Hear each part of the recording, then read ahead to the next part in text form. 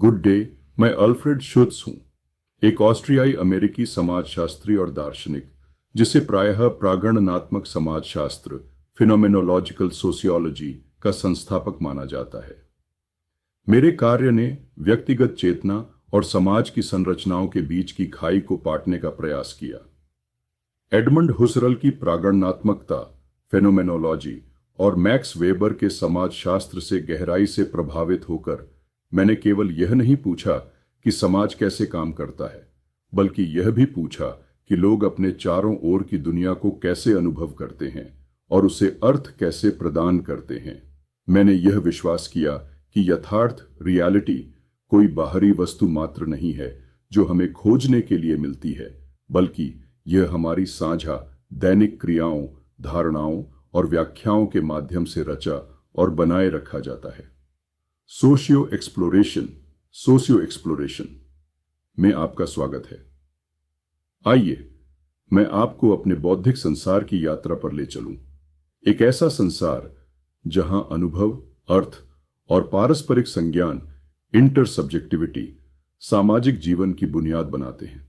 मैं 13 अप्रैल 1999 को Vienna, Austria में जन्मा, जो उस समय मध्य यूरोप का एक सांस्कृतिक और बौद्धिक केंद्र था। मैंने अपनी औपचारिक शिक्षा कानून और अर्थशास्त्र में शुरू की, जो मेरे समय की पीढ़ी के लिए एक पारंपरिक रास्ता था, लेकिन मेरी बौद्धिक जिज्ञासा मुझे इन तकनीकी विषयों से कहीं आगे ले गई। ही मेरी मुलाकात एडमंड हुसरल की रचनाओं से हुई, जो प्रागणनात्मकता, फिनोमेनोलॉजी के प्रवर्तक माने जाते हैं। उन्होंने चेतना और अनुभव की जो गहन पड़ताल की, उसने मुझे पूरी तरह मोहित कर लिया। साथ ही मैं मैक्स वेबर के सामाजिक क्रिया, सोशल एक्शन और मानवीय व्यवहार में अर्थ की भूमिका संबंधी विचारों की ओर भी आकर्षित हुआ। इन दो प्रभावों, दर्शन और समाजशास्त्र, ने मेरे जीवन के लक्ष्य को आकार दिया। एक ऐसे समाजशास्त्र की रचना करना जो समाज को उसके भीतर से समझ सके, अर्थात व्यक्तियों के जीते जागते अनुभवों के माध्यम से। इन गठनात्मक वर्षों के दौरान वियना में मैंने एक ऐसा निजी जीवन भी निर्मित किया जो प्रेम और शांत शक्ति पर आधारित था। मैंने इल्से हाइम से विवाह किया और हमारे 2 बच्चे हुए। हमारा परिवार युद्ध पूर्व ऑस्ट्रिया के समृद्ध बौद्धिक और सांस्कृतिक जीवन में सहभागी रहा, जहां संगीत, साहित्य और आलोचनात्मक चिंतन का वातावरण था। जैसे जैसे मेरी अकादमिक रुचियां गहराती गईं, मेरा परिवार मेरे जीवन में एक स्थिर आधार बन गया। एक ऐसा निजी क्षेत्र जहां गर्मजोशी और सहनशीलता थी, जो यूरोप में बढ़ती अस्थिरता के बीच मुझे संतुलित रखता था। 1930 के दशक के उत्तरार्ध में नाजीवाद और फांसीवाद के उदय ने मुझे और मेरे परिवार को एक पीड़ादायक निर्णय लेने के लिए मजबूर कर दिया। जैसे जैसे यहूदी विरोधी कानून फैलने लगे और बौद्धिक स्वतंत्रता पर हमले होने लगे, हमने 1937 में ऑस्ट्रिया छोड़ दिया और अमेरिका में शरण ली। यह मेरे जीवन का एक गहरा व्यक्तिगत और व्यावसायिक विच्छेदन था। मैंने अपना मातृभूमि, अपनी भाषा और वे बौद्धिक परिवेश छोड़े जिन्होंने मुझे गहराई से पोषित किया था। लेकिन मैं अपने साथ उन दार्शनिक परंपराओं और जिज्ञासु चेतना को लेकर आया जिन्होंने हमेशा मेरे चिंतन का मार्गदर्शन किया। न्यूयॉर्क में मैंने new school for social research के संकाय में प्रवेश लिया, एक ऐसा संस्थान जो यूरोप से निर्वासित चिंतकों का स्वागत करने के लिए जाना जाता था। वहीं मैंने प्रागणनात्मक समाजशास्त्र की अपनी परियोजना को जारी रखा, जिसमें महाद्वीपीय दर्शन और अमेरिकी सामाजिक विज्ञान का संगम हुआ। हालांकि विस्थापन की चुनौतियां थीं, निर्वासन में मैंने एक नई ऊर्जा पाई। मेरी अध्यापन और लेखन गतिविधियां फली फूली और मैंने ऐसे विचार विकसित किए जो आगे चलकर समाजशास्त्रियों और दार्शनिकों की पूरी पीढ़ियों को प्रभावित करेंगे। 20 मई 1959 को मेरी मृत्यु तक मैं इस बात को समझने के प्रति समर्पित रहा कि लोग सामाजिक संसार का निर्माण और उसकी व्याख्या किस प्रकार करते हैं। मैंने अपने कार्य में जीवंत संसार, लाइफ वर्ल्ड, लेबेंसवेल्ट पर ध्यान केंद्रित किया। यह वह क्षेत्र है जहां रोजमर्रा के अनुभव समाज को अर्थ प्रदान करते हैं। मेरे अध्ययन इस बात की पड़ताल करते हैं कि व्यक्ति भाषा, प्रकारिकीकरण, टाइपिफिकेशंस और साझे समझौते के जरिए अपने संसार को किस प्रकार समझते हैं। अपने सांसारिक जीवन के अंतिम अध्याय में मैंने न्यूयॉर्क सिटी में अंतिम सांस ली। वियना की मेरी जन्मभूमि से दूर, लेकिन उस बौद्धिक समुदाय के समीप जिसने मेरी सोच को अपनाया और आगे बढ़ाया। मेरी मृत्यु भी उतनी ही शांत थी जितना मेरा निर्वासन। इतिहास की आंधियों से विस्थापित एक विचारक जो अर्थ की खोज में गहराई से जड़े जमाए रहा। मुझे न्यूयॉर्क के हार्ट्सडेल स्थित फर्नक्लिफ कब्रिस्तान में दफनाया गया। यद्यपि यह स्थान मेरे युवा काल के परिदृश्यों से बहुत दूर था, फिर भी यही वह भूमि थी जहां मैंने अपने विचारों को विकसित किया, पढ़ाया और दूसरों को प्रेरित किया। हालांकि मेरा जीवन उथल पुथल और मौन निर्वासन से चिह्नित था, मैंने ऐसा वैचारिक कार्य छोड़ा है जिसने चेतना, अर्थ और सामाजिक ताने बाने को समझने के हमारे तरीकों को नया रूप दिया। आज मेरी सोच व्याख्यात्मक समाजशास्त्र, इंटरप्रेटिव सोशियोलॉजी, एथनोमिथोडोलॉजी और सिंबॉलिक इंटरैक्शनिज्म के साथ साथ सामाजिक यथार्थ के निर्माण पर होने वाली व्यापक चर्चाओं को दिशा दे रही है। मृत्यु में भी ठीक वैसे ही जैसे जीवन में मैं इस बात का साक्षी बना हुआ हूं कि मनुष्य मिलकर कैसे अर्थ रचते हैं। एक समाजशास्त्री और दार्शनिक के रूप में मैं समाज का अध्ययन केवल दूर से करने तक सीमित नहीं था। मैं यह समझना चाहता था कि लोग वास्तव में कैसे जीते हैं, कैसे सोचते हैं और अपने चारों ओर की दुनिया को कैसे अनुभव करते हैं। मेरे समूचे कार्य का केंद्र यह विचार रहा कि सामाजिक यथार्थ, सोशल रियलिटी केवल संस्थाओं या संरचनाओं से नहीं बनता, बल्कि यह हर दिन मानवीय चेतना, पारस्परिक क्रिया और अर्थ निर्माण के जरिए रचा जाता है। प्रागणनात्मकता, फिनोमेनोलॉजी और समाजशास्त्र, सोशियोलॉजी को एक साथ जोड़ते हुए मैंने एक ऐसा ढांचा, फ्रेमवर्क विकसित किया जो यह पता लगाने में मदद करता है कि लोग अपने जीवन को कैसे अर्थ देते हैं, उस अर्थ को दूसरों के साथ कैसे साझा करते हैं और कैसे ये साझा अर्थ स्वयं समाज की नींव बन जाते हैं। आइए मैं आपको उन मूलभूत विचारों के माध्यम से ले चलता हूं जिन्होंने आधुनिक सामाजिक चिंतन में मेरे योगदान को आकार दिया। 8.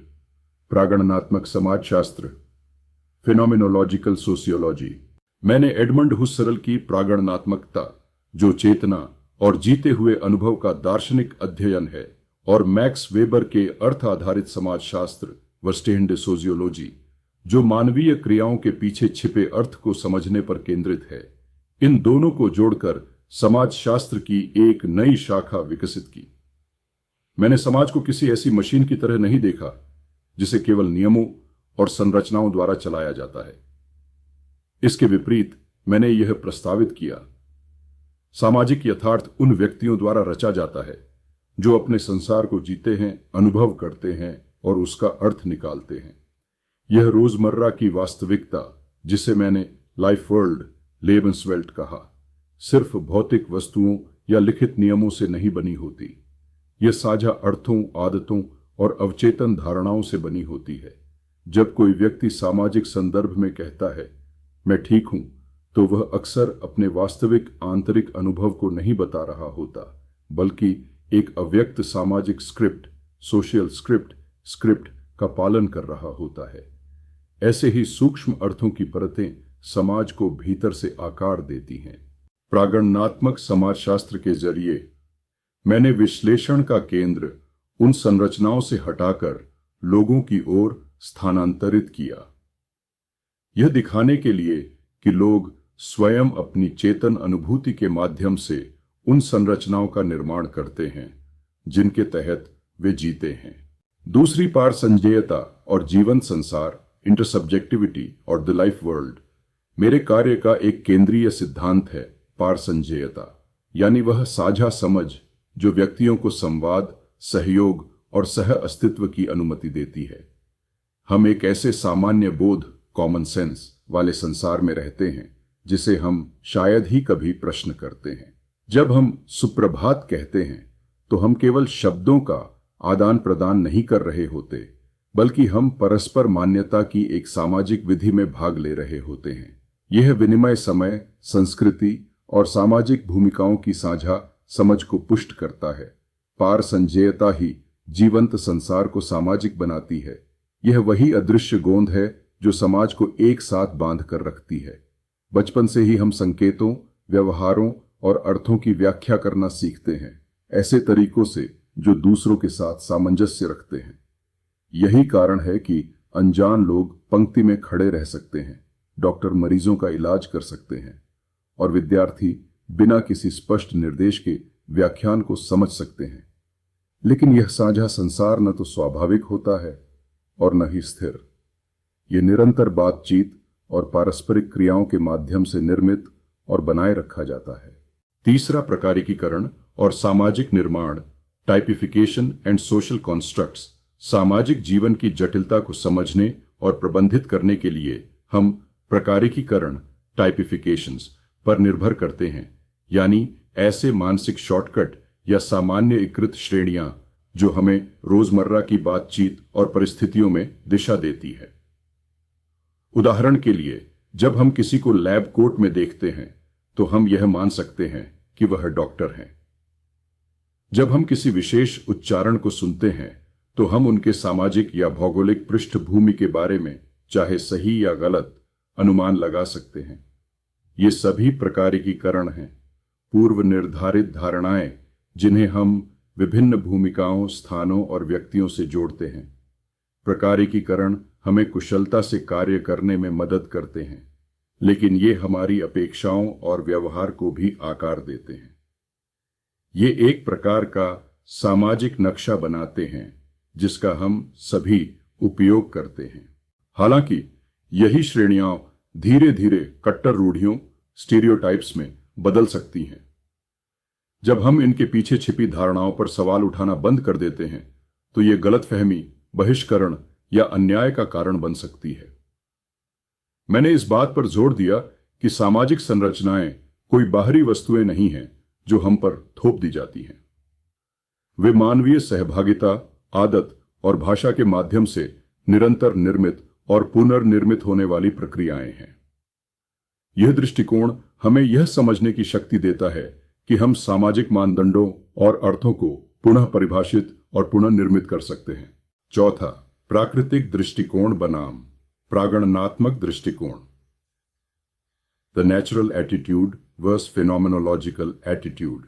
अधिकांश लोग उस स्थिति में जीते हैं जिसे मैंने प्राकृतिक दृष्टिकोण, नेचुरल एटीट्यूड कहा।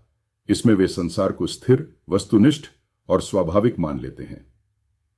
वे शायद ही कभी यह पूछते हैं कि चीजें जैसी हैं वैसी कैसे बनी या उन्हें वैसा अर्थ क्यों दिया गया। उदाहरण के लिए, लोग ये मान सकते हैं कि सामाजिक प्रथाएं जैसे हाथ मिलाना, पारिवारिक भूमिकाएं या आर्थिक प्रणालियां तो बस वैसे ही हैं जैसी होनी चाहिए। वे इन अर्थों को बिना किसी प्रश्न या विचार के स्वीकार कर लेते हैं, इनकी उत्पत्ति या संभावित विकल्पों के बारे में सोचे बिना। इसके विपरीत प्रागणनात्मक दृष्टिकोण, फिनोमेनोलॉजिकल एटीट्यूड, एक चिंतनशील दृष्टिकोण है। इसमें व्यक्ति एक कदम पीछे हटकर यह देखने का प्रयास करता है कि लोग संसार को कैसे अनुभव करते हैं और उसकी व्याख्या कैसे करते हैं। यह दृष्टिकोण सवाल पूछने को प्रोत्साहित करता है। इस इशारे का अर्थ क्या है? यह नियम कहां से आया? हम इस परंपरा को क्यों स्वीकार करते हैं? यह दृष्टिकोण केवल अकादमिक अभ्यास नहीं है, यह आलोचनात्मक चिंतन, सहानुभूति और सामाजिक जागरूकता को बढ़ावा देता है। यह हमें उस वास्तविकता पर प्रश्न उठाने के लिए प्रेरित करता है जिसे हम सामान्य या स्वाभाविक मान लेते हैं, और यह देखने की क्षमता देता है कि अर्थ कैसे निर्मित, चुनौतीपूर्ण और परिवर्तनीय होते हैं। प्रागणनात्मक दृष्टिकोण किसी भी ऐसे समाज के लिए अनिवार्य है जो समझ, संवाद और रूपांतरण को महत्व देता है। हालांकि मेरे अधिकांश अकादमिक कार्य निर्वासन की स्थिति में हुए, फिर भी मैं इस बात को लेकर निरंतर समर्पित रहा कि लोग कैसे अपने रोजमर्रा के अनुभवों के माध्यम से सामाजिक अर्थ का निर्माण करते हैं। मेरे लेखन ने दर्शन और समाजशास्त्र के बीच की दूरी को पाटते हुए समाज को जीते जागते अनुभवों के आधार पर समझने का एक नया दृष्टिकोण प्रस्तुत किया। मेरे बौद्धिक योगदानों में 2 ग्रंथ विशेष रूप से मेरे उत्तराधिकार की आधारशिला माने जाते हैं। वक्त, phenomenology of the social world, 1932, अंग्रेजी अनुवाद 1967। यह मेरी आधारभूत और सबसे प्रभावशाली कृति थी। इस पुस्तक में मैंने यह स्पष्ट किया कि व्यक्ति अपने अनुभवों और इरादों के माध्यम से सामाजिक यथार्थ का निर्माण कैसे करते हैं। मैंने एडमंड हुसरल की प्रागणनात्मकता और मैक्स वेबर के समाजशास्त्र से प्रेरणा लेकर जीवंत संसार, लेबन्सवेल्ट, पारसंजेयता, इंटरसब्जेक्टिविटी और प्रकारिकीकरण, टाइपिफिकेशन जैसे प्रमुख सिद्धांतों को विकसित किया। मैंने यह प्रतिपादित किया कि समाज कोई वस्तुनिष्ठ संरचना नहीं है जो लोगों पर थोप दी गई हो, बल्कि यह साझा अर्थों की एक दुनिया है जो पारस्परिक समझ और जीवंत अनुभवों के जरिए बनती है। जब लोग परिस्थितियों की व्याख्या करते हैं, भूमिकाएं निर्धारित करते हैं और पहले से निर्मित अर्थों के आधार पर कार्य करते हैं, तो वे सामाजिक यथार्थ का निर्माण करते हैं।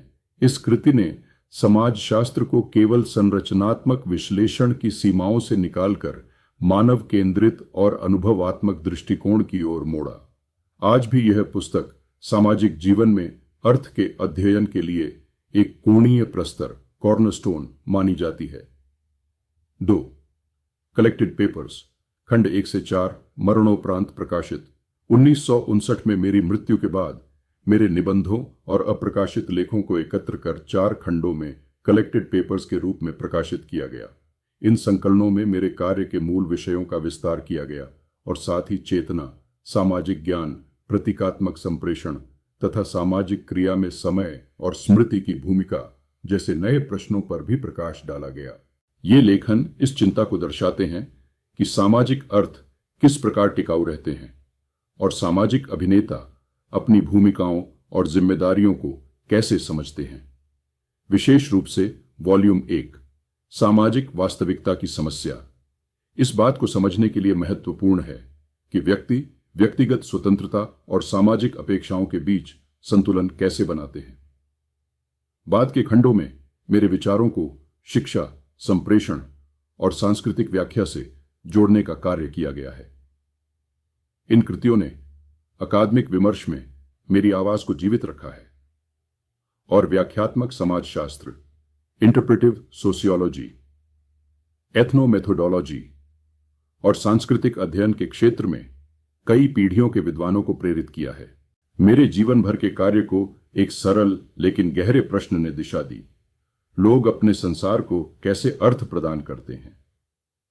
इस प्रश्न का उत्तर खोजते हुए मैंने प्रागणनात्मक दर्शन की समृद्ध परंपरा को समाजशास्त्र के हृदय में स्थान दिया। मैंने यह दिखाया कि समाज केवल नियमों या संरचनाओं की एक प्रणाली नहीं है, बल्कि यह एक जीवंत, साझा अर्थों से बना संसार है जो हर क्षण मानवीय चेतना, पारस्परिक संवाद और समझ के माध्यम से निर्मित होता है। हालांकि मैंने अपना अधिकांश जीवन निर्वासन में बिताया, मेरे विचारों ने अनेक विधाओं और पीढ़ियों में अपना स्थान बना लिया।